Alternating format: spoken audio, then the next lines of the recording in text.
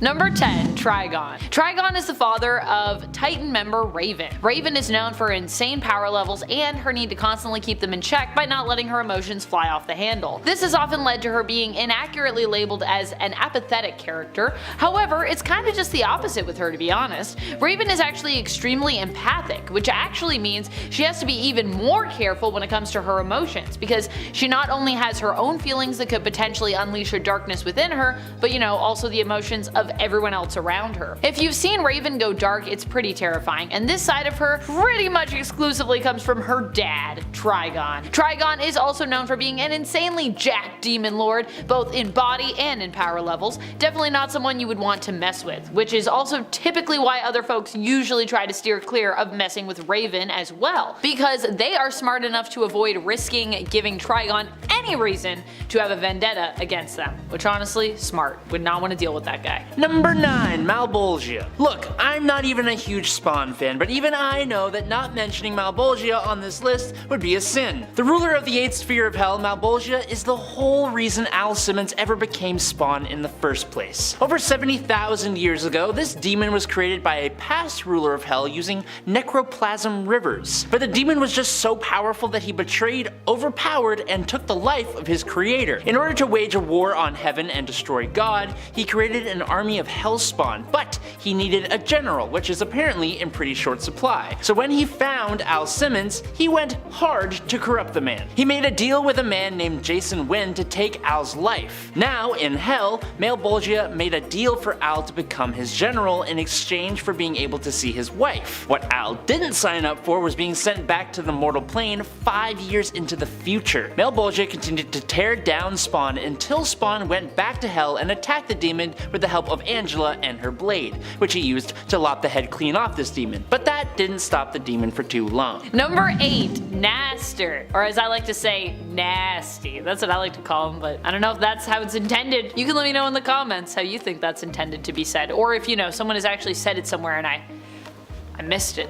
If I've learned anything from the tragic tale of Madeline Pryor, it's that you maybe shouldn't make deals with demons from Limbo. Although that being said, I do love Madeline Pryor as the Goblin Queen, and I kinda love the woman that she has become. So maybe you should make deals with demons like Naster. I don't know. No. Probably best to just not. Just don't do it, even though it's tempting. Unless you want to conquer New York and unleash the demon hordes of Limbo upon it, and also do so through, ritual sacrifice. A ritual sacrifice that may demand you sacrifice your own kin. Yeah, I think I'm gonna pass on dealing with Nasty myself. And friends, before we move on to our next spot on this list, if you love what we do here and if you also love demons and know a weird amount of demons from the comics like both Adam and I do, be sure to let us know by giving this video a thumbs up. Number 7. Anton Arcane. Imagine being such a nasty, evil guy that once you are finally destroyed and are sent to hell, they recognize you and give you a promotion so that you can return as a demon.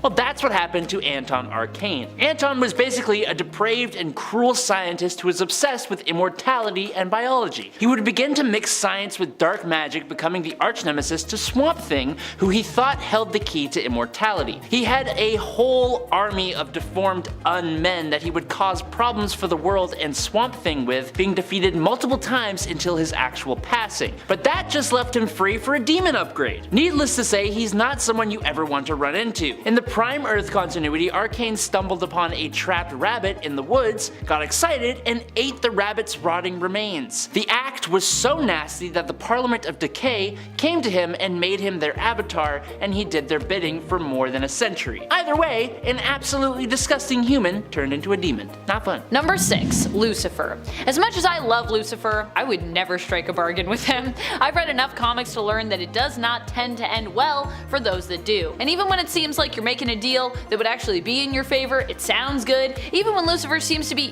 like giving you a gift. It's generally not what it seems, and usually striking the bargain or accepting said gift makes your life a living hell. Add in the fact that Lucifer Morningstar is also one of the most powerful beings in the whole dang multiverse over at DC, perhaps even the Omniverse, and it makes sense that many beings, even some of the most powerful like Dream, don't generally like to leave themselves vulnerable in Lucifer's presence or indebted to them. But Lucifer doesn't usually make a habit of lying to anyone, and is actually more likely to be blatantly honest with those whom they deal with, but that doesn't mean that they aren't skilled at manipulating and tricking people. Even more terrifying when you consider that generally Lucifer does this honestly. While we could easily classify Lucifer as demonic, as I've done here, being that, Lucifer is known for having been the ruler of hell for more than a millennia, technically Lucifer is actually a fallen angel. Just adding this to let you know that yes, I do know that, yes, but also Lucifer's connection to hell trumps everything to me. Number 5. Shuma-Gorath. Shuma-Gorath is the greatest of the leaders of the Old Ones, also known as the Many-Angled Ones. Think like Lovecraftian old gods, and that's basically the Old Ones. Madness and tentacles and cosmic horror. That kind of thing. Shuma-Gorath is the ruler of hundreds of dimensions and is said to be older than the universe itself. It has many mystical powers, including the ability to communicate and control others across dimensions, create mystical energy blasts from his eye and tentacles, and can transmute things on a planetary scale. He can destroy multiple galaxies with his aura pressure ability, and can destroy realities by using tentacle energy balls. This monster's being first fully premiered in Marvel Premiere Volume 1, number 10. In the comic, Shuma-Gorath ends up using the mind of the Ancient One, Doctor Strange's mentor, as a portal to the dimension of Earth. It eventually leads Doctor Strange having to take the life of his mentor and become Sorcerer Supreme. Other stories have showed all the Earth's heroes even struggling to scratch a simple representation of Shuma-Gorath. This demon is less a force to be reckoned with and more like an unstoppable cosmic apocalypse who none of us would survive against. So yeah, we don't want to deal with him. Number 4. Sim. If there is any one demon from Marvel that first comes to mind when I think untrustworthy, one of my tippy top picks would be Sim. Sim is typically the right hand demon of whoever happens to be running Limbo at the time, which is precisely why if you take over Limbo and he offers his services, you should just say no and don't trust him. Probably backstab you at some point. I've seen it happen too many times. Number 3. Neron. Dan Cassidy was a pro-Hollywood stuntman for a long time. His last project was the horror flick The Blue Devil, for which he designed, created, and had to wear a mechanical blue suit equipped with the superhero starter pack of super strength, speed, stamina, agility, durability, the whole thing, plus some enhanced senses. Now after Dan's crush and some of the crew accidentally freed a vicious demon named Nibiros, Dan was magically fused to the costume, trapping him inside the suit forever. Now you may think that would make Nibiros the bad guy here. But Dan later would make a deal with one of DC's most powerful demons, the fallen angel and hell lord known as Neron, gaining fame in exchange for Dan's loved ones. Now that's a bad deal. After Dan fought Neron, he was turned into a real Blue Devil, but that was just part of a story called Underworld Unleashed, where Neron played the enemy to the Justice League when he came to Earth and offered both heroes and villains their wildest dreams in exchange for their immortal souls. Neron has also been responsible for the deaths of both Wonder Woman and the alien Mongol, and has attempted to corrupt so many different heroes like Kyle Rayner, Green Lantern, Shazam, Superman, the Spectre, the Elongated Man, Dr. Fate, and more. Number 2. Azazel. While Marvel has their own Azazel, the one from DC is quite different, as you can obviously hear just even between those two pronunciations. He is one of the 3 princes of hell over at DC, ruling alongside Beelzebub and Lucifer. Azazel was also a fallen angel condemned to hell for his own part in the rebellion against God in heaven. Azazel was known for corrupting humanity by introducing them to the concept of sin. He came to Dream following Lord Morpheus' acquisition of the key to hell, making a case for why it should be returned to him and all of demonkind, as hell had been and was their rightful realm and home. Ultimately though, he was not given the key, despite not only stating his case, but also bargaining with the Dream Lord and then attempting to renounce his hospitality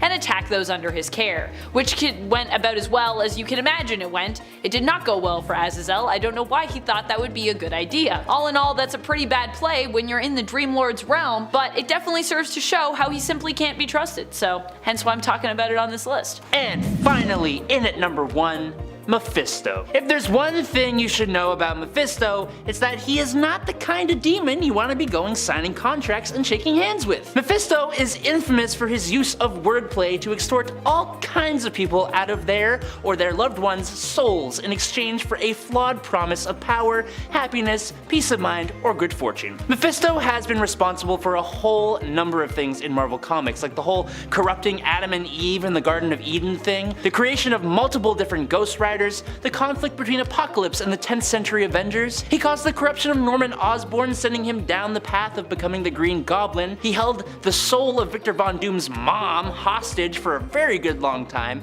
and he was instrumental in the infamous One More Day storyline, where he saved the life of Aunt May and erased everyone's mind of Spider-Man's secret identity in exchange for Peter and Mary Jane's marriage, which is just straight up rude. This demon isn't Satan, but he uses that persona to trick people even further.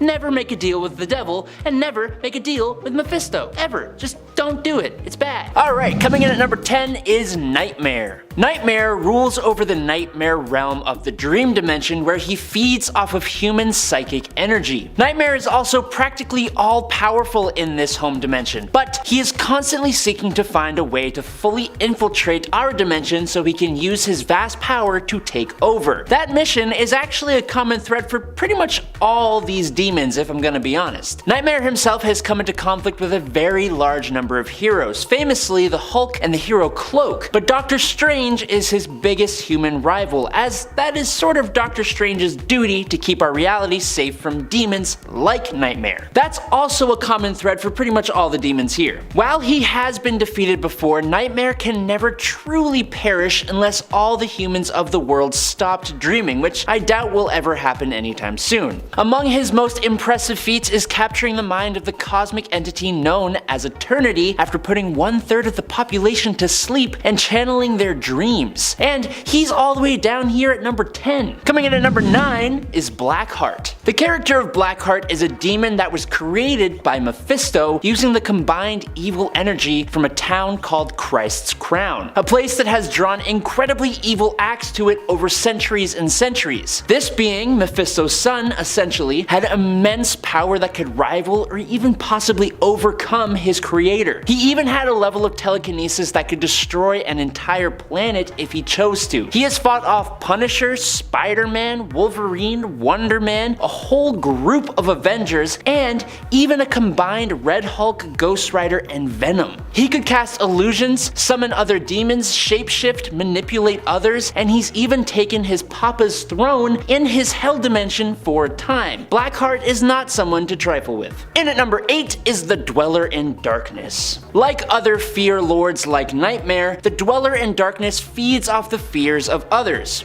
Big surprise there. Unlike Nightmare though, the Dweller followed a belief system known as the Way of the Shamblu, which led him to remove his head from his body. It's something a little taboo among others like him. In the universe that existed before the current one, the Dweller in Darkness actually caused a crack in the Macran crystal, or the nexus of all realities, which caused a chain reaction and unleashed the power of the End Galaxy within it, which resulted in the destruction of the universe. The Dweller hoped to feed off the fears of all living beings, knowing that the end is near, but the Phoenix Force touched all the minds of living beings in existence and united them in peace. But we are not skipping over the fact that he destroyed the whole universe on purpose. One of this demon's other greatest powers is the ability to create other beings out of the fear he ingests, one of which being the villain Despair, who very nearly made this list. If you are enjoying this list so far, be sure to drop a little old likey poo on this video. It really helps us out here at Top 10 Nerd. Number 7, Mephisto. Mephisto is just a big old pain in the butt. His whole shtick is posing around as the devil and ruling over his dimension, which he calls hell. But he is not actually the biblical devil, and his dimension isn't actually hell. He just uses the idea of these things to instill fear in his victims, making it easier to manipulate them. His MO involves him constantly trying to trick people into giving him their souls, usually in exchange for something, but he's usually got some kind of wordplay going on that allows him to get away with not actually giving his victims what they want, and usually leaving them worse for wear. His most famous soul-stealing escapades would be when he turned Johnny Blaze into the Ghost Rider, or when he was trying to steal the soul of the incredibly noble Norrin Radd, aka the Silver Surfer. Or there's even the time he turned into a snake and tricked Adam and Eve into eating that damn apple. Yes, that was Mephisto. In fact, one of his main weaknesses is his reliance on a person to submit to giving him their corrupted soul, which, while he is probably one of the most powerful Hell Lords, with an almost unlimited amount of power in his Hell dimension, his power is also directly linked to his realm, so whenever he is away, he will get weaker and weaker as time goes on. Number 6, Surtur. Surtur is the gigantic fire demon who possesses powers of apocalyptic proportions and has been plaguing Asgard since time immemorial. He wields the Twilight Sword, a magical sword capable of manipulating mystical energies, breaking interdimensional barriers, and summoning hordes of demons. He is the one who brings about Ragnarok, literally fated to take the life of Odin and destroy Asgard. Being on par with Odin, he is actually technically more powerful than the other 4 demons on this list so far. It's just that this guy is mainly focused on Asgardians and usually doesn't go off trying to mess with anyone else, even if he totally could. Number 5. Dormammu. Dormammu is a member of a race known as the Faltine, who are composed entirely of mystical energy, but he set himself apart, becoming immensely more powerful and eventually becoming the ruler of the Dark Dimension, with enough power to destroy almost all other mystical demons. According to the Sorcerer Supreme, Dormammu is the most feared enemy with the power to defeat the Avengers, Defenders, and Eternity itself. He can absorb pocket dimensions and has enough power to pose a threat to the universe. Unfortunately, Dormammu is prone to making mistakes and abiding by a code of honor that usually results in his loss. Number 4. Set. Set here is one of the Elder Gods, beings of immense power that were some of the first sentient life on Earth. Of all of them though, Set was the first to realize that he could steal the power of his other Elder Gods by consuming them, which he discovered by taking out his own brother, making him the first ever killer. This set off a whole war between the Elder Gods, with most of them devolving into demons. Set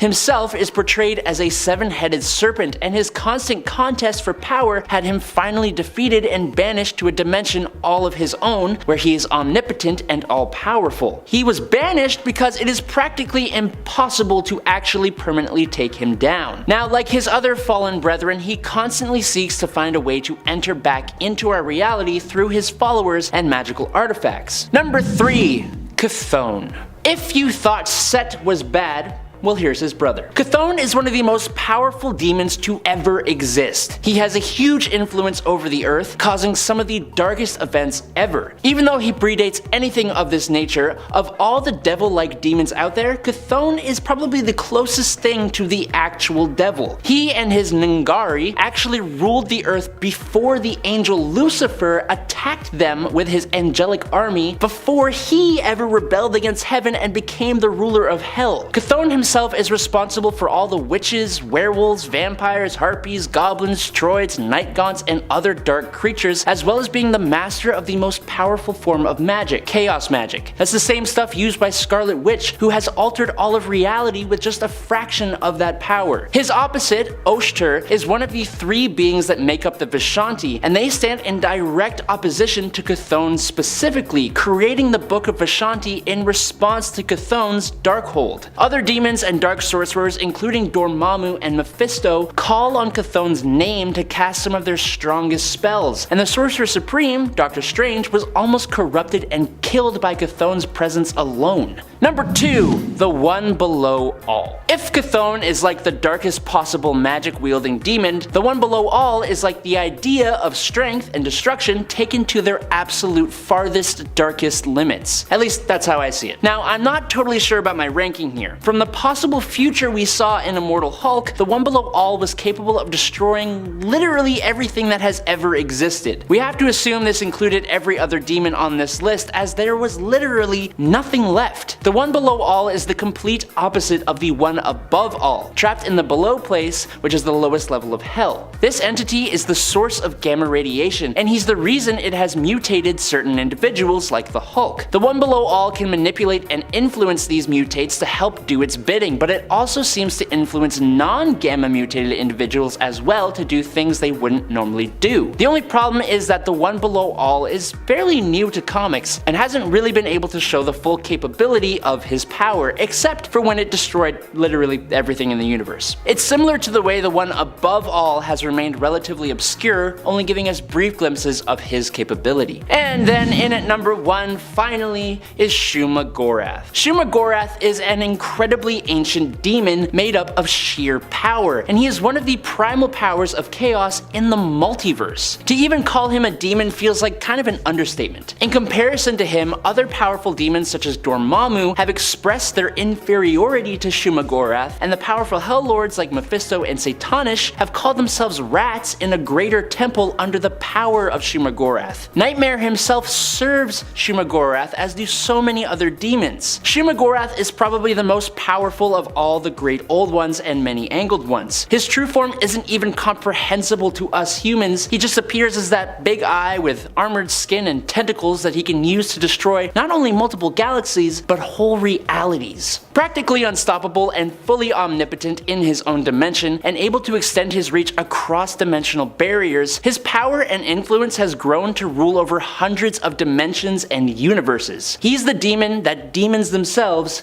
fear. Number 10. Zarathos. Zarathos started off as most demons do, in hell. He was known for corrupting the Blood, a group of beings responsible for overseeing the benevolent spirits of vengeance. He did this in the classic demon way of promising them more power when he was in fact taking their powers for himself in order to become an even more powerful evil demon. He's all about that upward mobility. When stunt driver Johnny Blaze made a deal with the demon Mephisto, more on him later, Mephisto bonded Zarathos to Johnny, making him the Ghost Rider. This partnership grants Ghost Rider a variety of demonic powers, most notably the penance stare, which causes a victim to experience every bit of pain that they have ever caused for all of eternity. While this is scary, the fact that victims of the penance stare usually have it coming makes it a bit less frightening for the average reader, placing Zarathos at the bottom of our list. Number 9.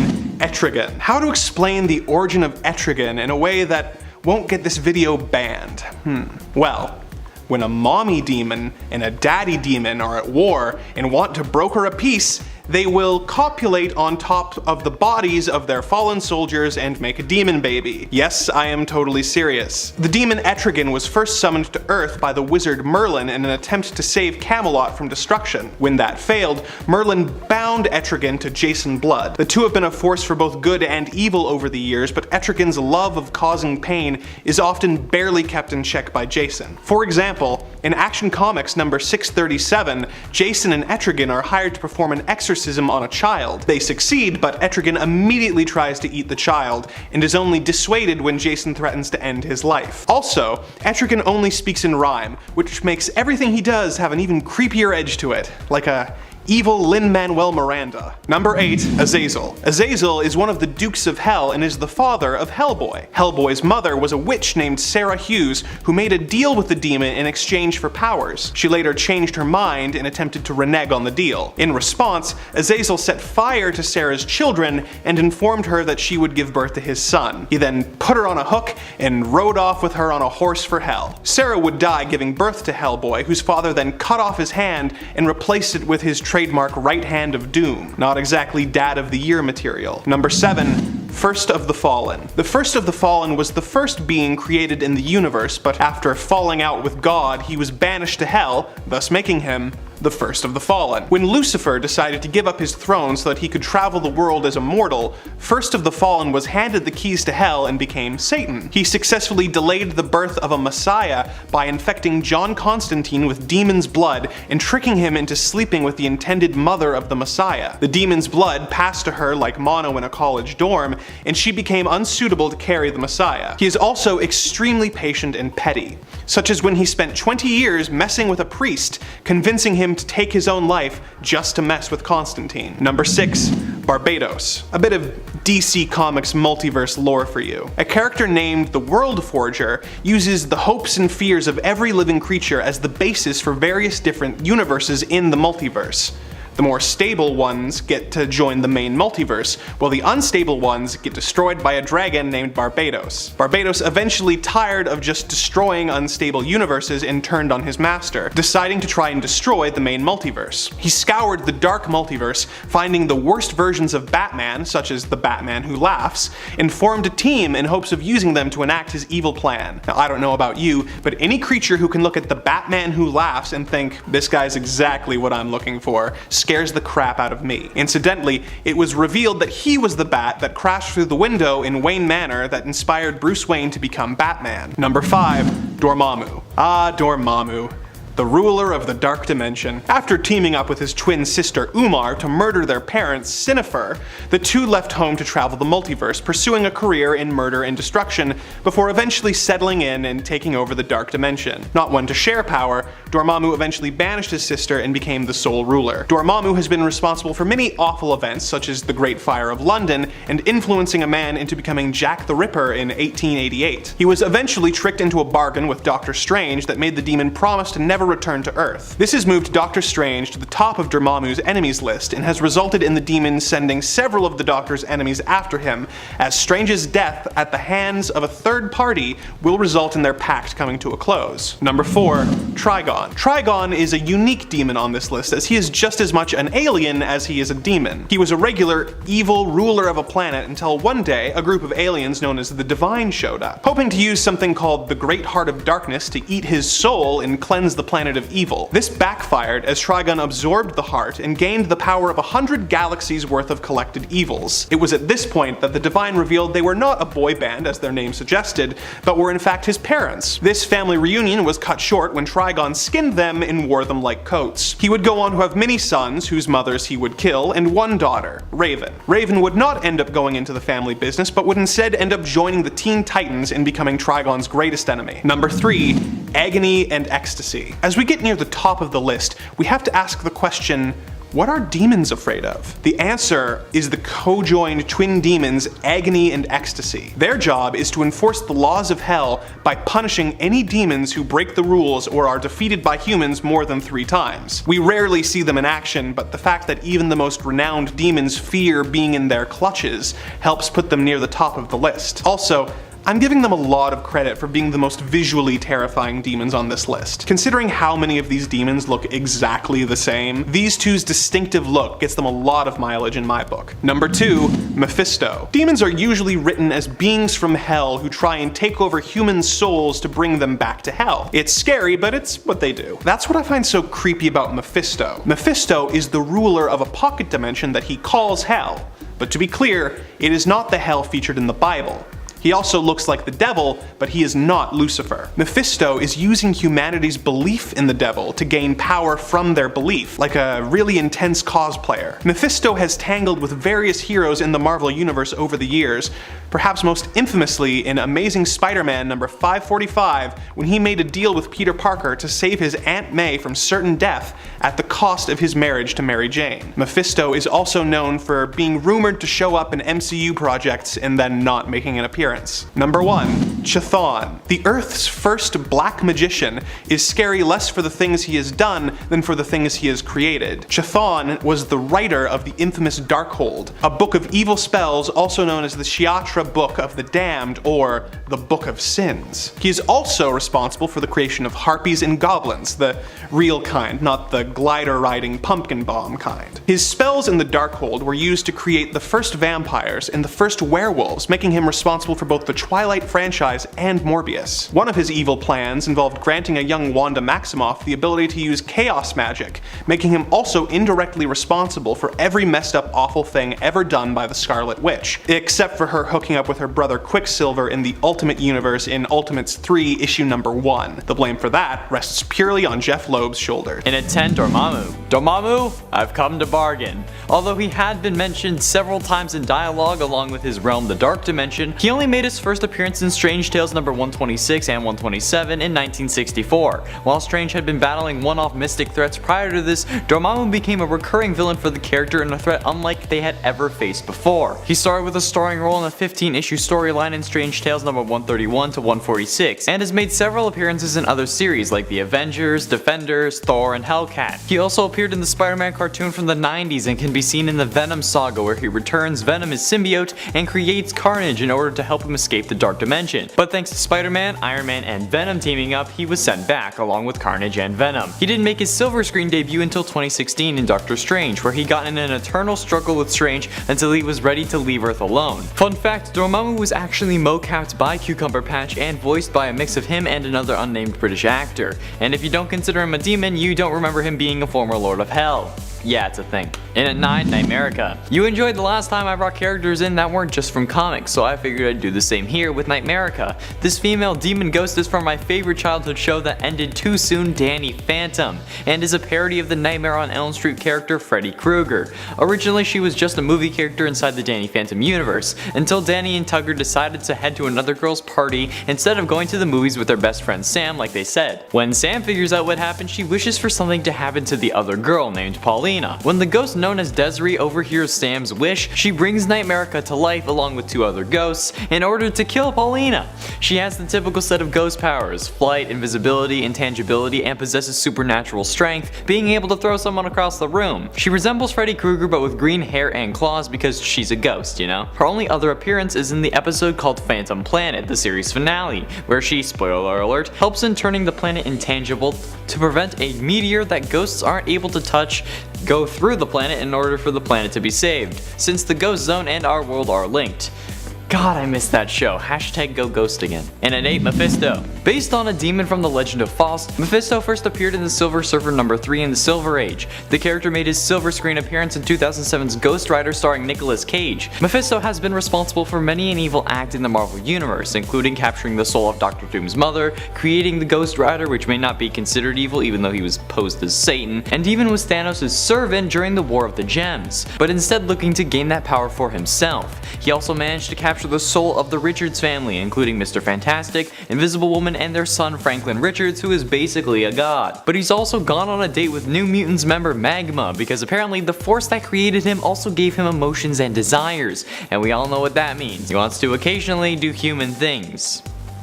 He was also summoned by Superior Spider-Man, Doc Ock inside Peter Parker's body, to get him to stop Spider-Man of Earth 44145. But as Mephisto replies, "Sorry, that's out of my jurisdiction." And at 7, Pennywise the Dancing Clown. Pennywise, also known as It, is the main antagonist of Stephen King's novel It. Pennywise is a form of ancient cosmic evil that is also considered a demon by many, that preys on the children of Derry, Maine, since they're the only ones who can see him, roughly every 27 years or so. He has a wide array of powers, including but not limited to shape-shifting, going unnoticed by adults, bending reality, teleportation, and manipulation of objects and humans. In the novel, he starts his killing spree by taking the life of Georgie, the younger brother of protagonist Bill. The character is always watching his prey, appearing several times in the background of both parts of the new movies. Pennywise was created when King asked himself what scares children the most, the answer being clowns. So he created one who was similar to the troll in the children's tale 3 Billy Goats Gruff, but who inhabited a sewer system. There is no other explanation needed for this character, as I'm sure we all know who Pennywise is, and he definitely deserves to be on this list. Definitely a demon. And at 6, Surtur. Surtur is a fire giant based on Surtur from Norse mythology. Surtur is a native to the land of fire demons whose name I won't even try to pronounce. He first appeared briefly in Journey into Mystery number 97 in 1963, but this was only to set him up, as his first proper appearance was in Journey into Mystery number 99 that same year. The character made his silver screen appearance in Thor Ragnarok, where he was prophesied to be the destruction of Asgard, where Thor just laughs in his face and then takes his crown to the trophy room of Asgard, only to set him loose to fulfill the prophecy in the climax of the movie in order to defeat Hela, the goddess of death, and his sister. But as Korg says, as long as the foundations are strong, we can rebuild this place. But oh no, those foundations are gone. That was a terrible Korg voice, but whatever. The fiery demon stands at over 1,000 feet tall and has power of apocalyptic proportions, surpassing those of Thor. Generating heat or near concussive force is like playing with a baby to him. He has the ability to transform his fingers into serpents, levitate, and travel through dimensions. He is on the same level as Odin, a skilled swordsman and warrior, and that tail is something to marvel. No pun intended. But I guess I left it in the script, so pun intended? And at 5, Azazel. There are multiple Azazels that can be considered supervillains. There is the Marvel version, who first appeared in Uncanny X-Men number 428, who is the father to Nightcrawler, who is the member of the, sorry if I butcher this, Nephim, an ancient race of demonic mutants who were at constant war with their angelic counterparts. Azazel was in fact their leader, and has the powers of teleportation, shapeshifting, superhuman agility, night vision, and an advanced healing factor, immortality, telepathy, hypnosis, dark arts mastery, and sword combat mastery. These are incredible abilities, but if you're looking for a literal demon, look no further than the television show Supernatural. At first referred to as Yellow Eyes or the Yellow-Eyed Demon, Azazel is literally a demon and is the reason the whole show began. This demon killed the main character's mother, hence why the family started hunting the supernatural. Oh, I get it.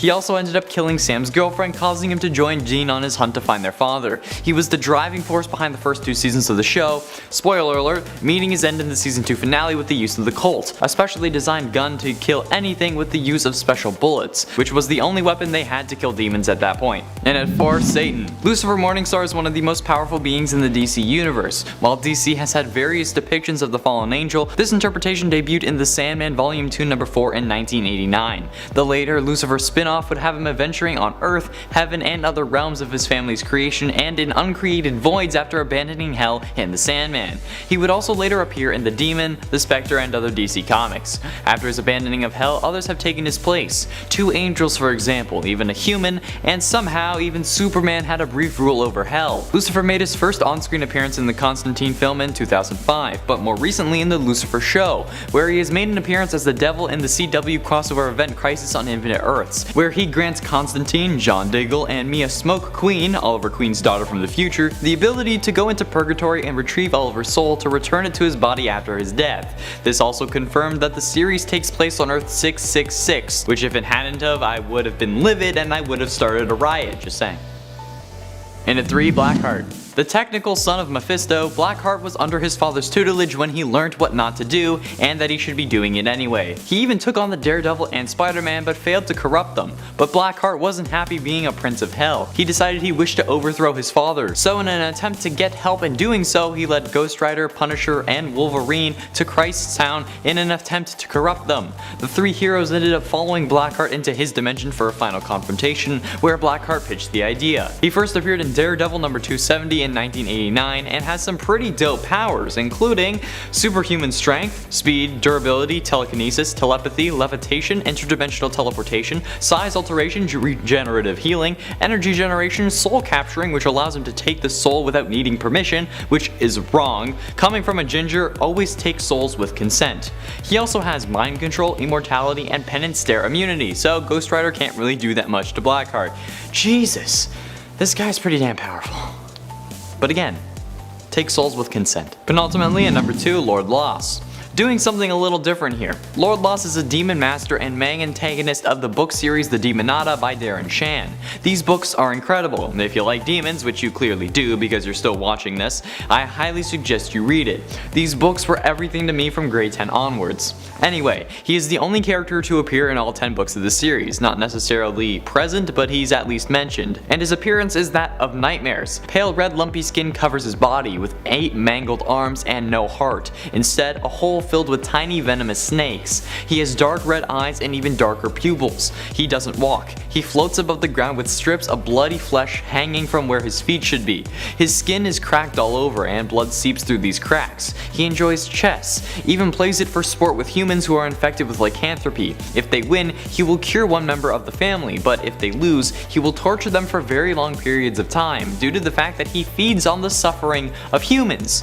Therefore, isn't interested in mindless killing like other demons. At first, I pictured this demon wearing a suit. I don't know why, I just wanted to. But ever since seeing drawings of the character, I'm surprised I wasn't scared to death by these books. They're incredible. My favorite 2 are the 2nd and 3rd, Demon Thief and Slaughter. Again, highly suggest you read these books because they're amazing and extremely well written. God, do it. Finally, in at number 1, Shumagorath. Shumagorath's first appearance was in Marvel Premiere number 5 in 1972. His name was taken from the short story The Curse of the Golden Skull by Robert E. Howard, which features a dying magician invoking the iron-bound books of Shumagorath in a curse against humanity. Fun! His powers include energy projection, reality manipulation, shape-shifting, levitation, teleportation, magical powers, and immortality. With the amount of people with immortality on this list, we could make a whole other list about demons who can't die.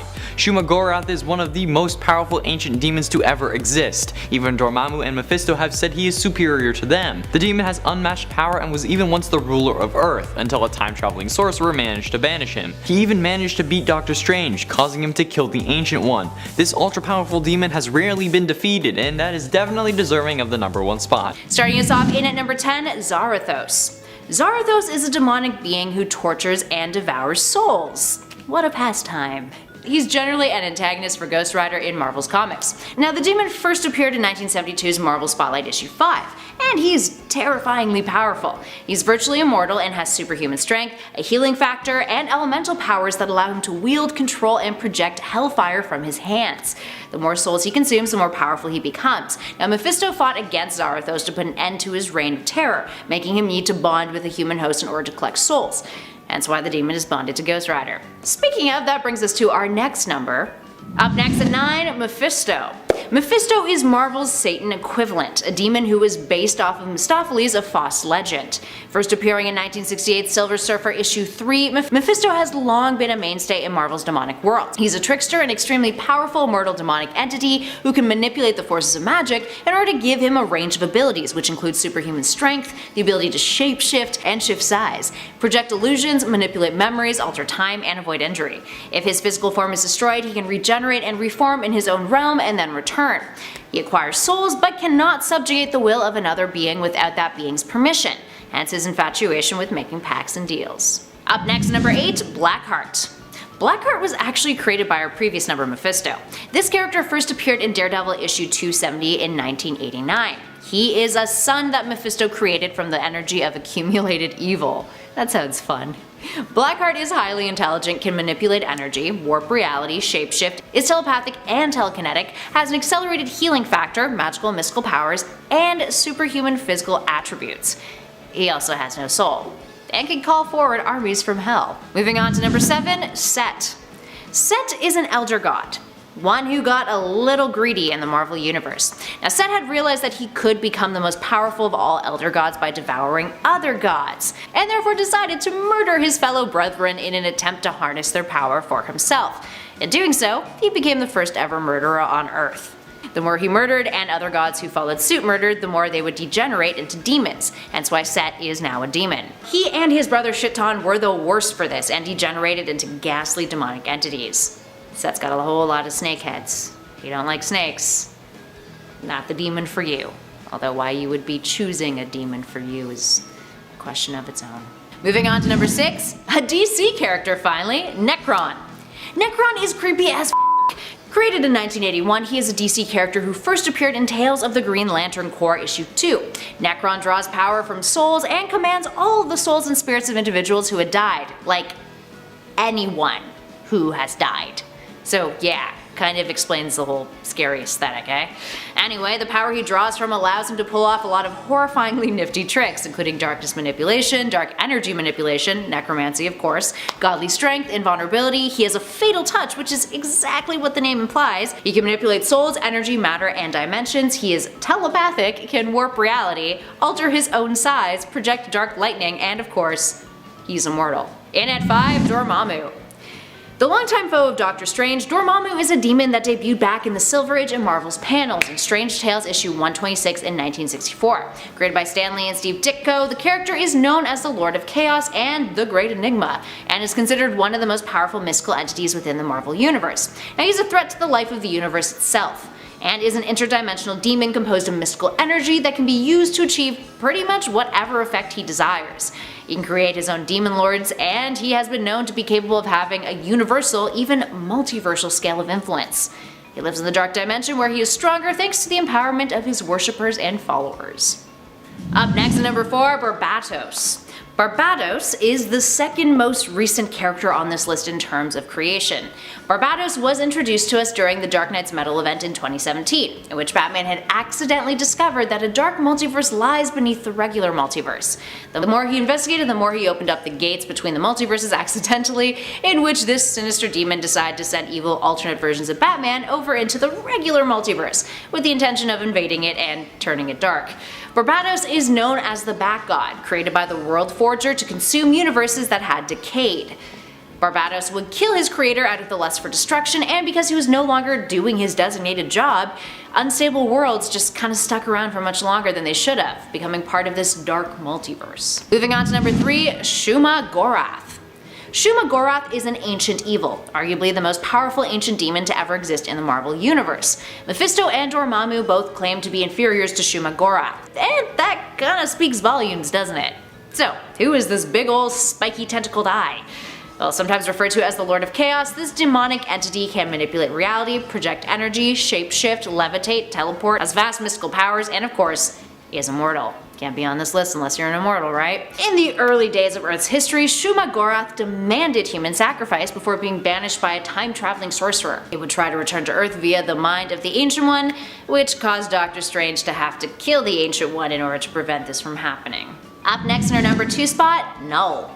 Null is the symbiote god. Created in 2018 in Venom issue 3, Null is an ancient evil deity who created the Clintar race, and a weapon known as the All-Black, the Necrosword. Null, who lived deep within the void in which it drifted ceaselessly, was intruded upon by the Celestials and the light of creation that spoiled its kingdom of darkness. So it sought out revenge, murdering Celestials, including the one whose severed head became nowhere. Anyway, Null has superhuman strength, speed, is immortal, is capable of umberkinesis, can create symbiotes and dominate them, can manipulate dark matter, generate matter, manipulate said matter, has a healing factor, can shapeshift, and is greatly skilled in hand-to-hand combat. The last one just kind of feels like a cherry on top, doesn't it? And finally, last but not least, in at number 1, Chthon. Chthon is some scary Previously an elder god, Chthon has degenerated into a demon, all thanks to his insatiable greed for power and murdering other gods. Don't you just hate it when you degenerate into a demon because you've just been murdering people? I know I do. Anyway, Chthon has been kicking around the Marvel Universe for billions and billions of years. He's got some terrifying powers. The ability to manipulate reality, use dark and chaos magic, in which he has an unimaginable mystical power, which allows him to warp, manipulate, and reconstruct the very fabric of existence and reality to his whims. He has created his own dimension in which he controls every aspect of its reality. He's telepathic. He can take over a mortal's body as a host on Earth, although he can't transfer his totality of power into said body, thank God. It's too much for that physical form to contain. Oh, and of course, he also has a genius level intellect. Number 10, Ginea. Ginea sewed her eyes shut originally to focus on her telepathy. Her powers involve telepathic and shapeshifting abilities. She's also able to absorb physical blows without really even feeling them. Her body overall is quite durable. Like some of the mutants we talked about on the part 1 of this list, she is also a Neophem, a very ancient demonic type of mutant. Ginea was also one of the members of Azazel's army, looking to escape the Brimstone dimension where they were trapped. She met her end against the X-Men in their fight to escape when Iceman dehydrated her, killing her. And man, that is a way to go. Did not look pleasant. Number 9, Jillian. Jillian was one of the members of Azazel's team of Neophem, those demonic mutants who were trying to escape the hellish Brimstone dimension. Yeah, the ones I was just talking about. Her powers include flight and agility, making her a decent match for the X-Men's Angel. When Azazel's army was defeated by the X-Men and thereby remained trapped in the Brimstone dimension, at least Jillian managed to survive the battle. Many of Azazel's other companions died during that fight. During the feud, Jillian also let it slip that she had a thing for Nightcrawler, but unfortunately for her, Kurt did not seem too interested. Probably because of, the whole evil thing, to be honest. Number 8, Nature Girl. Nature Girl's powers include the ability to connect with nature, meaning that she is often able to influence animals and creatures of the wilderness and convince them to do her bidding. In fact, her influence even extends beyond critters, allowing her to control weather and the elements as well. Included in the beings that she seems to have influence over are Bamfs, which seem to be very attracted to Lin Lee. It's Lin's connections to the Bamfs that has me pondering as to what other demonic creatures she might be able to influence. Is it possible that her nature powers extend to other realms, including the realms of demons? We have yet to see enough of her to be able to tell for sure, but it seems to me there is enough there to assume she might have some kind of demonic link when it comes to her abilities. Number 7, Archangel. Archangel is basically the demonic side of Angel, one of the founding members of the X-Men. Angel was originally transformed into his alter ego by Apocalypse when he was made his Horseman of Death, after Apocalypse manipulated his mind and altered his body on his celestial ship. This side of Angel resided within him even after he was freed from being Apocalypse's horseman and gave him a taste for death and destruction. In fact, he craved death and destruction a lot of the time. In this form, Angel has deadly techno-organic wings which not only allow him to fly, but also act as a shield, can fire poison-tipped organic feathers, and happen to be razor sharp and can be used themselves as blade-like weapons. Imagine having a sword fight with somebody's wings, oh my goodness. He also has a hypersonic scream, which can be used to cause internal organ damage to his enemies, and he has a proper healing factor in this form. He doesn't just have to bleed on people. Beyond him being the dark side of his original form as Angel, Archangel also at one point became Apocalypse. He was like a dark god hell-bent on world domination through replacing all life on Earth with life that he himself had created. You know, typical scary apocalypse things. Number 6. Nils Steiger. Steiger is known by the codename of Abyss. Steiger? Stiger? Which one is it? He is also half-brother of Nightcrawler, on his father's side, meaning that he is also the son of Azazel. His powers allow him to unravel his body, which is made of wrappings. Yeah, if you've ever wondered what a mutant mummy would be like, this is pretty much it. He can use his wrappings to defend himself and attack with them, and when wrapped up, his body is made more durable by his wrappings. Like his half-brother, he also shares a link to the Brimstone dimension. In the center of his chest, underneath his wrappings, is a dark void that when revealed acts like a black hole, so he can use it to suck in enemies, transporting and trapping them in the Brimstone dimension for as long as Abyss sees fit. Nils can also absorb fear energy and use it to power himself. Unfortunately, he was depowered during M-Day, then repowered by the Terrigen Mist, but only to be depowered again later. Yeesh! Number 5. Wolverine, or as we knew him at the time, Hellverine. When Wolverine's soul was trapped in Hell by Mystique and the Red Right Hand, a demon took possession of his body, which was still on Earth. This demon-possessed version of Wolverine wreaked havoc on Earth while Wolverine was gone, killing anyone who got in his way and targeting many of Wolverine's family and friends when it came to who he decided to attack. Wolverine would eventually regain control over his body after battling his way out of hell and dealing with the demons that resided within his own mind. Number 4. Cruel. Cruel is a mutant external who has been tied to the gods Ishtar and Mithra. Ishtar was in fact a god who is also known as Ayana in the comics. In fact, she is a god with many names. She herself has been tied to the story of hell, the Eldritch gods, and on the less dark side, love and fertility even. Under the name that Cruel evoked of Ishtar, she was known as a god who demanded orgies and blood sacrifices in her name. All that fun demonic stuff, you know. Cruel has a demonic look about him with large muscles, orange hair, and purple skin, and he often acts like one as well, known for his violence and cruelty. His love of violence and cruelty. During World War II, he was a Nazi who worked in a concentration camp where he operated a gas chamber. All too happily, really. Like other externals, he is immortal and can resurrect himself. Cruel also possesses super strength and brandishes razor-sharp claws and teeth. Number 3. Garba-Hsien. Garba-Hsien is also a mutant belonging to the group known as Externals.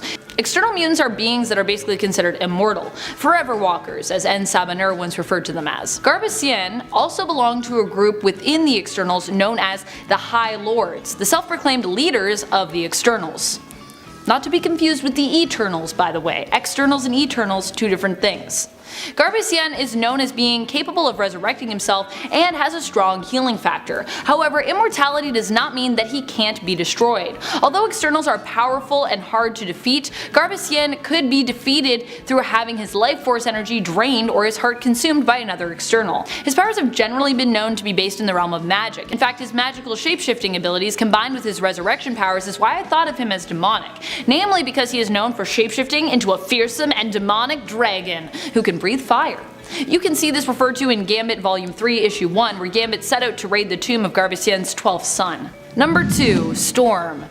But when was Storm demonic, you ask? Well, this isn't quite the Storm you've always known. This is a version of Storm from Limbo, where magic was raised. She not only has the same powers as her Earth 616 counterpart, but she also possesses a vast magical knowledge and abilities. She even trained young Ilyana in magics for a while during her time in Limbo. But in the end, magic had to kill her to prevent this version of Storm from Earth 8280 from being used by Belasco as a sacrifice in a ritual intended to free himself from Limbo. Which obviously would be bad news, because Belasco's a pretty bad dude. Number 1. Selene. One of the oldest mutants around, Selene is known for being 17,000 years old. Her powers both allow her and require her to drain life force energy. If she doesn't, she'll die. She can use this psychic energy to increase her own strength, speed, and durability, as well as maintain her immortality and her eternal youth. Feeding off life energy, though, often leads to her killing her victims, turning them into dust. Although she can choose to drain only some life energy from her victims, which allows them to live but also grants Selene full control over them. if she so chooses. She also has a slew of other powers, including telekinesis, telepathy, and pyrokinesis, and was once a member of the inner circle of the Hellfire Club. She is currently residing on Krakoa with many of the other mutants. There, she is in charge of helping to monitor the amount of psychic energy that herself and Krakoa drain from the population. She is actually allowed to feed off the population as part of the rules of Krakoa, wherein the Quiet Council agreed to provide whatever sustenance necessary to the mutants who joined that nation. And oh yeah, the sentient land of Krakoa feeds off of the psychic energy of its populace, in case you didn't know that. Selene was also originally known in Uncanny X-Men Volume 1 as the Demon Huntress.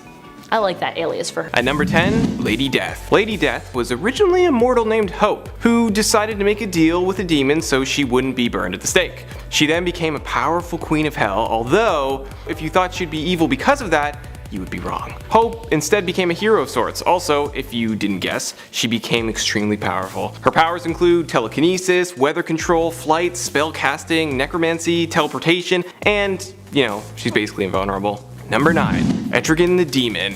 Etrigan is a demon who is bound to the human Jason Blood. He was summoned by Merlin, who was trying to learn all of his, demon secrets. But when he couldn't, he just decided to bond the demon with a human, Jason Blood. Now, bonded with a demon, Jason became immortal and now lives in the modern era. Even though the two have clashed over the years, they decided to use their partnership to fight for the side of good. Although, Jason, and Etrigan have been known to dabble with the dark side every now and again. Of course, because he's a demon, he's very enhanced with strength, speed, hellfire projection, sorcery, immortality, and all that fun stuff. Number 8.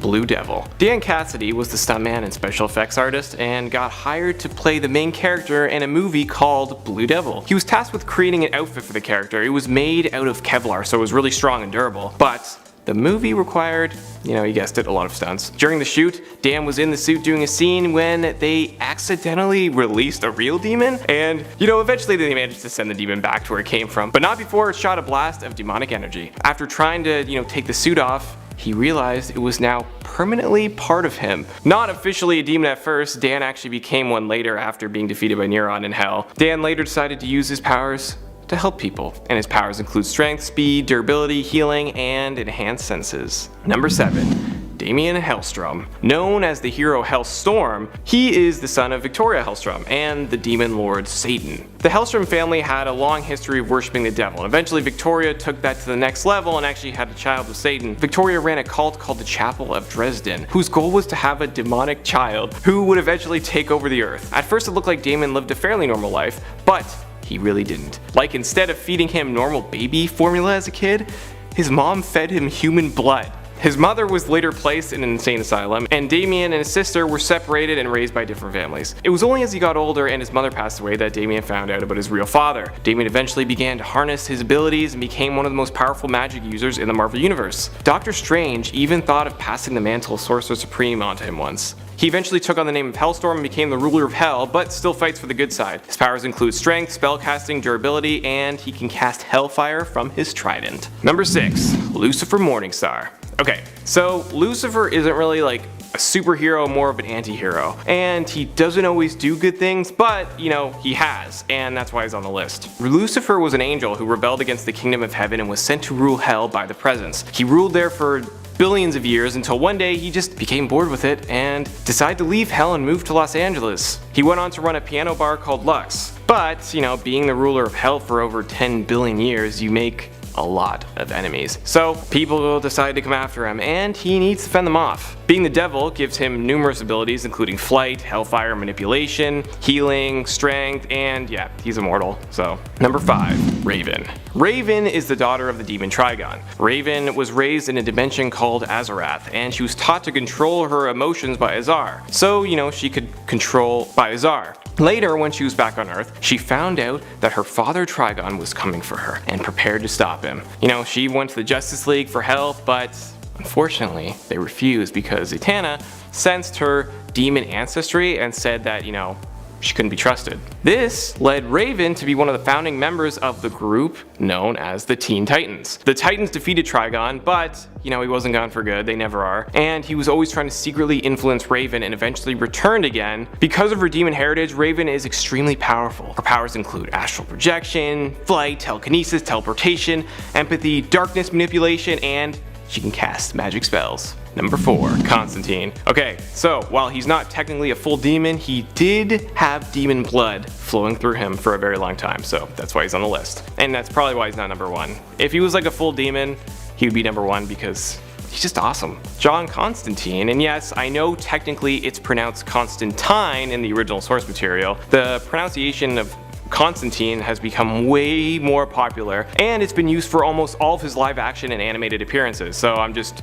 using that, and also it just sounds so much cooler. Constantine, Constantine, like come on. Okay, so John Constantine is a magic using con man. He was born in Liverpool and grew up in London. His mother died during childbirth, and his father blamed him for it. John is a master of the dark arts, having practiced his whole life. He can cast spells, summon demons, travel to different dimensions, and all of that fun stuff. He also smokes, like a lot. And he says whatever he wants, which tends to make a lot of people hate him. But that's why we love him. Number 3, Spawn. Spawn, originally known as Al Simmons, was a highly trained soldier. He worked for the United States Marine Corps, the Secret Service, and the CIA. And while on a mission for the CIA, Al was murdered by his friend Bruce. And who gave the order? Well, it was none other than the CIA director Jason Wynn. Then Al got sent to hell because, he killed a lot of people over his time, and decided, hey, I'm gonna make a deal so I can go up and see my wife again, Wanda. Well, of course, things don't go exactly as planned when you make a deal in hell. So he returns to Earth, but now as a hell spawn. He doesn't really remember a lot, and he looks completely different. He does eventually manage to remember his wife, and he goes to see her. Turns out 5 years have passed, and she's remarried and has a kid. So now he's just forced to do the bidding of a demon from hell. He goes after really dangerous people and other supernatural creatures. His powers include strength, durability, and his symbiotic suit, which protects him. Number 2, Hellboy. Hellboy was found as a baby in 1944 by US soldiers. He was then later raised by Professor Trevor Brutenholm, and as he got older, he went to work for the BPRD, the Bureau of Paranormal Research and Defense. Since then, he has devoted his life to fight the paranormal. It was also later revealed that he was born to actually summon the apocalypse, but he had other plans. And due to his demon heritage, Hellboy is a lot stronger than the average human. He has enhanced strength, accelerated healing, and he ages really slowly. Plus, he also has his trusty right hand of doom, which can do an insane amount of damage, and his handgun, the Good Samaritan. And number 1, Ghost Rider. Oh, Ghost Rider, the spirit of vengeance. He has been linked to multiple people throughout the years, but today I'm going to talk about the most famous one, Johnny Blaze. Johnny Blaze was a motorcycle stuntman who ended up making you guessed it, a deal with Mephisto to save his surrogate father, Crash Simpson, from dying of cancer. Man, people need to stop making deals with demons and devils. It always goes badly.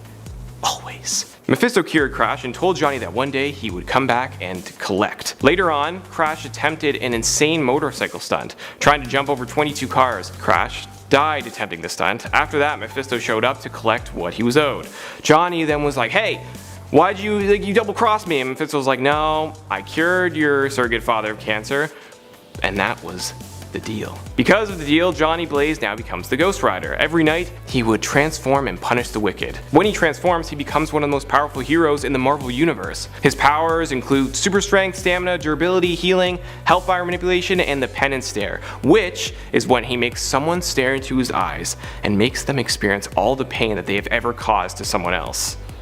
Creepy. Number 10, Ophis. Ophis was a large, frightening, demonic mutant also belonging to the Neophem. He had an insane level of strength and durability. If Yggdrasil was the dark opposite of Angel, then Ophis was the dark opposite to Wolverine, which is saying something about just how dark and demonic he was, as Logan himself is a pretty dark side. As such, in the battle with X-Men, Ophis ended up torturing a captured Wolverine, but during the destruction of Azazel's castle, he ended up getting an arm free, and well, that was kind of the end of Ophis, because snicked. You know how it goes. Literally the next panel, just Wolverine. Snicked. He dead. Claws to the head. What a way to go. Number 9, Yggdrasil. Yggdrasil was part of Azazel's army, a member of the Neophem. The Neophem are basically demonic mutants, so expect to maybe see a few more of their numbers on this list, other than Ophis and Yggdrasil. After Azazel and the other Nephim were exiled to the Brimstone Dimension following a feud with the Chearaphim, basically the opposite of the Nephim, angelic mutants, they plotted to one day escape their hellish dimension. They even temporarily succeeded and were fought against by the X-Men. Angel was captured in the fight and given to Yggdrasil to torture, but was saved when Yggdrasil was killed. Yggdrasil, like Angel, also had wings and could fly. He was also superhumanly strong and dexterous. Ooh la la. Number 8. Kiwi Black. Kiwi Black is Nightcrawler's half-brother. He is the son of Azazel and likely an indigenous Polynesian woman from New Zealand, as he is part Maori. He was depowered on M-Day, which is why he takes one of the bottom spots, but when he did have powers, they were pretty neat. He could channel bioenergy and use it to increase his strength, or channel it through other beings via touch to disrupt their powers or cause their organs to malfunction. He could also channel this energy through natural surroundings in order to alter it. For example, smashing craters in the ground, or using his powers to cause rock formations to appear shooting up out of the ground. Originally, Kiwi Black worked along Azazel, helping him to try and free his army from the dimension that they were trapped in and transport them to Earth. However, after surviving a sacrificial ritual, he ended up rebelling and instead allied himself with the X-Men. That's what happens when you find out your dad's trying to use you as a gateway. Dang. Time to join the good guys, I guess. Number 7. Sapna. Sapna became, for a time, Magic's sort of protege.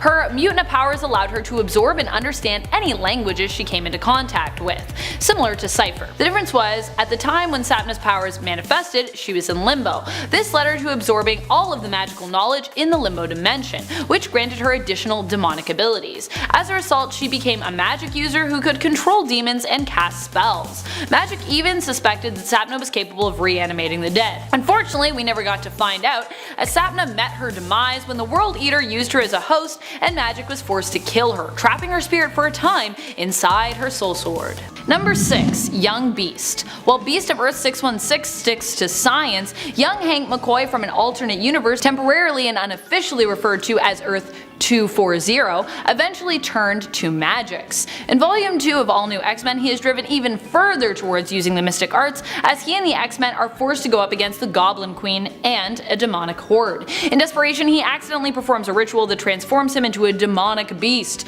complete with giant horns. Well, not necessarily accidentally. He meant to do the ritual, but I don't think he really knew what he was doing, unfortunately.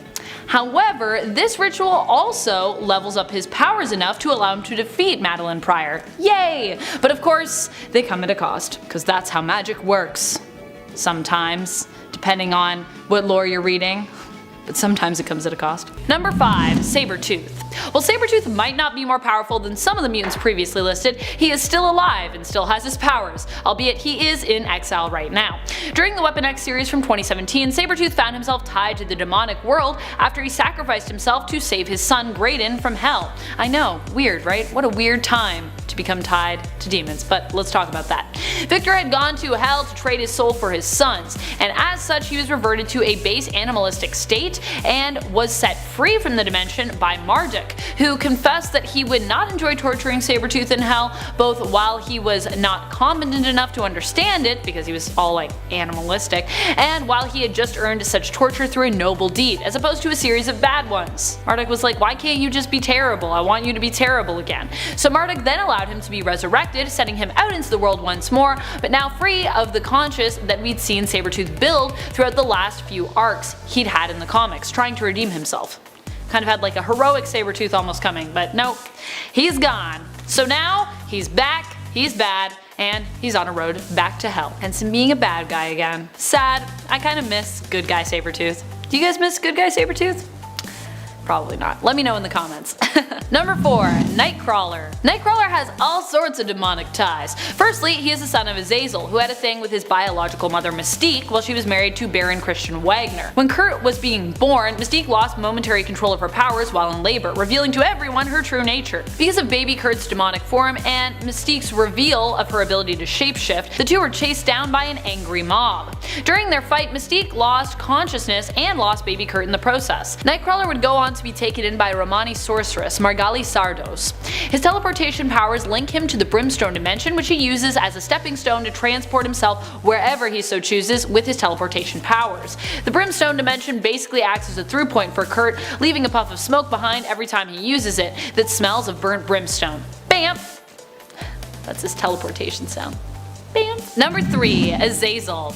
Azazel is a very powerful mutant. He even claims to have competed for the title of Satan, battling Mephisto and other demonic beings for it. Azazel mated with humans in an attempt to create offspring that would help him and his army to escape the hell dimension that they were trapped in, using his children as a gateway to bring them through to Earth. He himself could teleport to Earth for periods of time due to his insanely strong teleportation powers. His affair with Mystique, who was married at the time, brought about baby Nightcrawler, and Mystique actually may have been the only Earthling that he ever truly cared for / maybe even loved. His powers include immortality, teleportation, in fact it has been said that he is one of the most powerful teleporters to ever exist, the ability to physically influence one's will, and the ability to metamorph. Number 2. Madeline Pryor. Madeline Pryor is ranking high on this list because there's a good chance that she could be Omega level. Maddie was the clone of Jean Grey, one of the most powerful mutants that we know of currently. While she doesn't do it often, Pryor actually has the ability to warp reality. She is also virtually immortal, as whenever she is killed, although her physical form ceases to exist, she herself simply reverts to a psionic energy form due to her ties with the Phoenix Force. This is why Nate Gray was able to actually bring her back to life. When it comes to her demonic ties, Madeline is a magic user and sorceress who once made pacts with demons. That's actually how she got those powers, becoming the Goblin Queen. She has also used those ties to summon demonic creatures and get them to do her bidding. Number 1. Magic. Ilyana Rasputin was kidnapped when she was just a little girl by Belasco and taken to Limbo. While there, she was given tons of power by Belasco, but Belasco was also controlling of her and pretty much a big creep the entire time.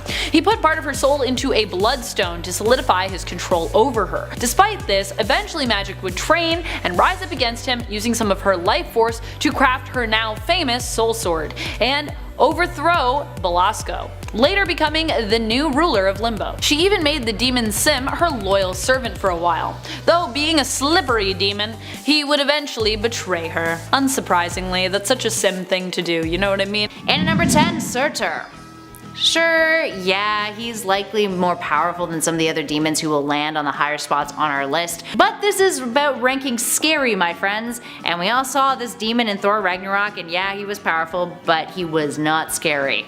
He made me giggle. That aside though, let's take a look at Surtur from the comics. First appearing in Journey into Mystery issue 97 in 1963, this demon isn't just a mystical baddie with the power of 1,000 blazing suns, which yes, that is pretty horrific in itself. He's also over 1,000 feet tall, he's a fire giant from an extra-dimensional plane that's known as the Land of Fire Demons, and his power is of apocalyptic proportions. Aside from manipulating fire and generating intense heat, Surtur also has the ability to manipulate on a molecular level, transforming his fingers into serpents, as seen in Journey into Mystery issue 99. He also derives from Norse mythology, prominently being a figure during Ragnarok, in which the flames he brings forth engulf the earth. So yeah, no thank you. Would rather not die in a fiery hell. In at number 9, Mephisto. Like Surtur, Mephisto is arguably one of the more powerful demons kicking around the Marvel Universe, and if this were a top 10 powerful demons list, he would definitely find himself in the top half. But in terms of being scary, while Mephisto does fit the bill, he suffers from 2 factors. The first is that out of all of the demons on our list, he is the most human looking. Second, we've been desensitized to the character, with him being one of the most commonly appearing demons in Marvel's panels.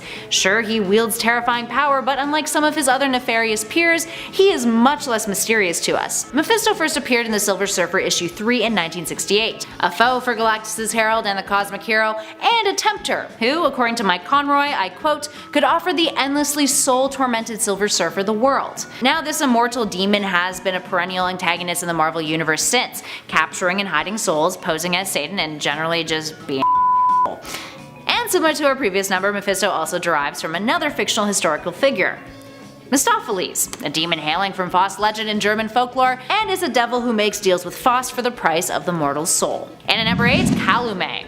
Calumet is a lesser known demon compared to the others on our list, yet he is still a terrifying creature. Just look at him. Worshipped by the cult of Kalume for centuries, he is a demon who looks like a humanoid goat.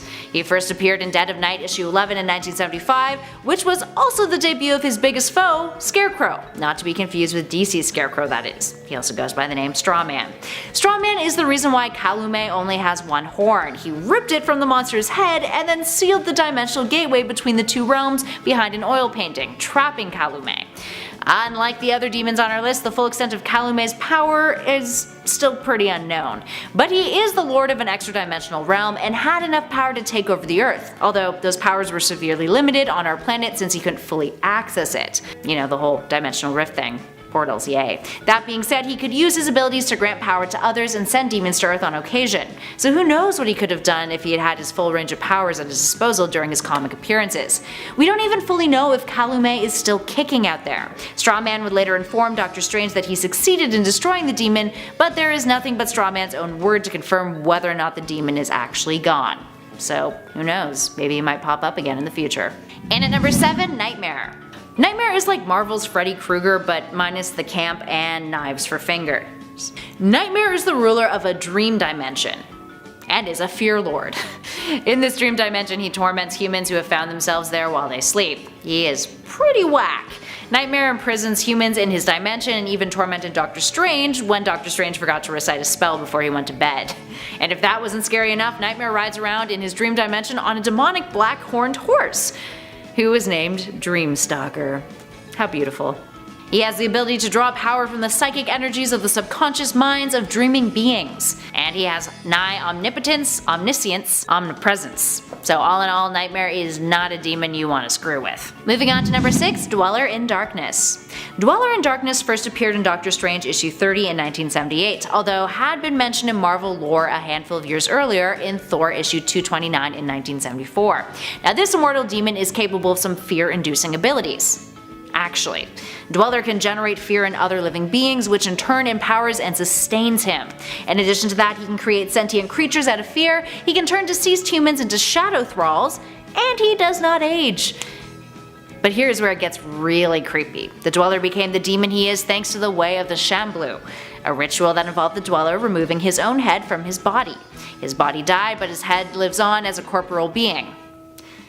It uses a robotic body, in case you were wondering. And at number 5, Zarathos. If you are a fan of Ghost Rider, Zarathos is a name that will be more than familiar to you. Zarathos first appeared in Marvel Spotlight issue 5 in 1972. In a 1973 Ghost Rider comic, the immortal demon was given a more embellished backstory in which the physical stone body of Zarathos had long laid underground until a Native American tribal sorcerer summoned him in order to help his tribe. Now if Zarathos helped them, the demon would be given a steady supply of souls to consume. He was down.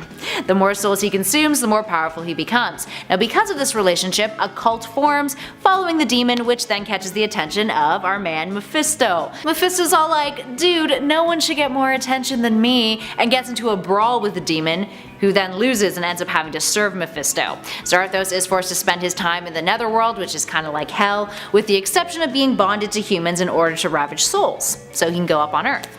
Here's where Ghost Rider comes in. Now Zarathos' strength and power is typically likened to Mephisto's, with the latter being just a little bit stronger than he is.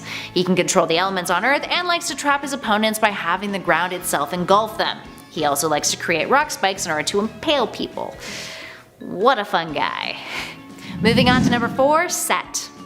Set is the first elder god of Earth on our list today. He is an incredibly powerful ethereal being with vast cosmic powers. Set may have been spawned over 4 billion years ago, but he was first mentioned in Marvel's comics in 1971, in Conan the Barbarian issue 7, and then fully appeared in 1976's Marvel Feature Volume 2 issue 6. Was that right? Yes, it was. He is limited only by his inability to leave the pocket dimension in which he resides. Sorcerers are able to call upon him for power though, and individuals wearing the serpent crown can also be endowed with some of his power, which ranges from levitation to mind control. Except be wary. Set would often taint the minds of those who are under his influence, controlling their minds to an extent. But here is where things get whack. Way back when, Set discovered that if he ate his brethren gods, his own power would increase. So he became the first ever murderer.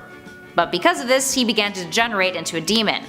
And he started a trend with other elder gods committing the same act and also becoming demons themselves. More on that later though. Moving on to number 3, we have Dormammu.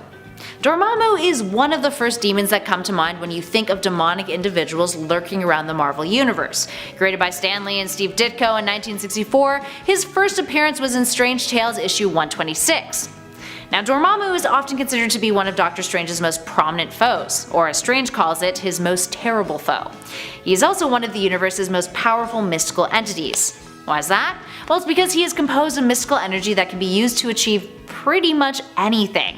We are talking matter manipulation, energy projection, teleportation, possession, necromancy, resizing, bestowing a power, or creating other demons. That's a lot of scary shit. He's empowered by the worship of his followers, and while he's strongest in his home of the Dark Dimension, there have been times in the past where he's neared an almost multiversal scale of influence. Yeah, that is pretty terrifying. Imagine if he was real. I would be pooping myself with fear.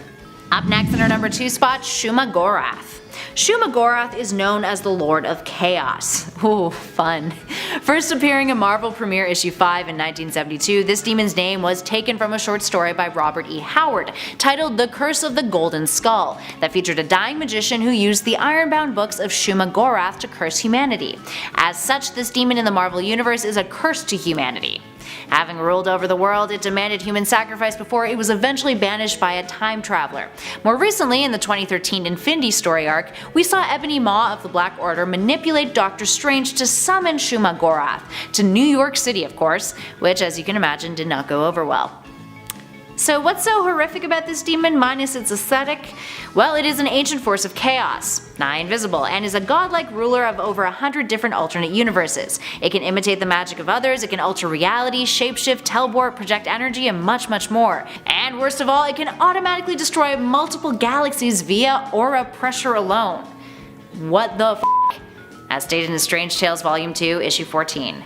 Yikes. And finally at number 1, Shaitan. Shaitan is another elder god with vast cosmic abilities. And by vast, well, we mean he might arguably be the strongest, most powerful demon in the Marvel multiverse. Similar to Set, he degenerated into a demon the more that he killed, with his desire for power being absolutely ceaseless. He is responsible for creating many a demon and is often depicted as the ultimate primal evil in the universe. Shaitan, who gives us major Cthulhu vibes, first appeared in Marvel Chillers issue 1 in 1975, where he was simply called The Other. He wouldn't get a name until Avengers issue 186 in 1979. Devoted to the study and manipulation of mystical energies, Shaitan would become Earth's first master of black magic, and even experimented on his fellow gods. The only one to really oppose him, and to protect us, is Gaia, the Earth goddess and one of the only elder gods who did not fall into corruption to gain power. But having immense foresight, knowing Gaia would bring about an end to his freedom, he had written all of his spells and worked down on indestructible parchment, which would eventually become the Darkhold, the Earth's first tome of black magic, and a gateway for Shaitan to eventually return. After being defeated and exiled, he resides in his own dimension, spawning a race of demons capable of returning to Earth, even though he himself couldn't. Now these days he tends to possess characters in the Marvel Universe from Scarlet Witch to Quicksilver, with Wanda actually having to endure that twice. Luckily Doctor Strange helped her out and freed her from the demon's influence that last time that had happened during Secret Empire. Fun stuff. Alright, there we have it friends. What other demons in the Marvel Universe do you think are scary? Are there scarier demons in the DC Universe or another publisher's world that you can think of? Give us a shout in those comments below and let us know your thoughts and feels. If you guys dug this video, you know the drill. Spread that love, hit that thumbs up button, and be sure to subscribe to Top 10 Nerd if you haven't already. We'd love it if you stuck around with us some more. In the meantime, thanks for watching friends. I'll catch you all in the next video.